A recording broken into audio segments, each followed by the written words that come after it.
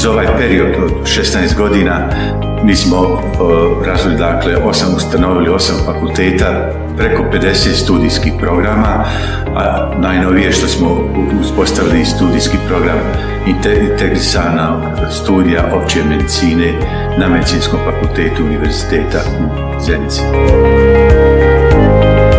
Budući da privodim kraju drugi ciklus, bilo je dugotrajno, ali na kraju evo isplatilo se.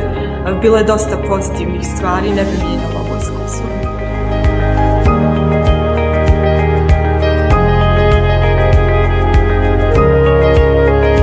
Studiranje zahtijevalo mnogo truda, mnogo odricanja, mnogo uzimanja od svog privatnog vremena, ali jako sam zadovoljan rezultatom, tako da su te sve neke muke uspjele da budu naplaćene na neki način.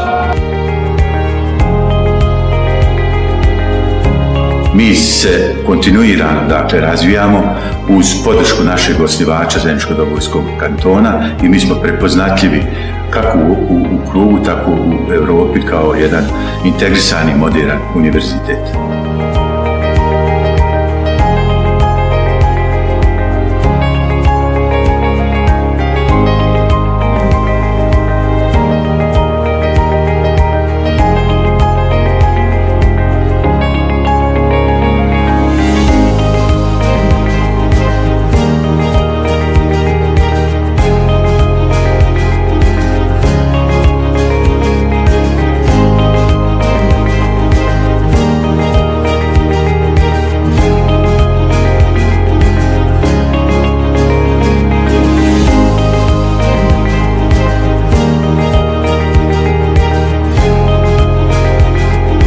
Ova promocija mi kao čovjeku, roditelju, premijeru kantona daje nadu i optimizam da naša zemlja zaista ima budućnost.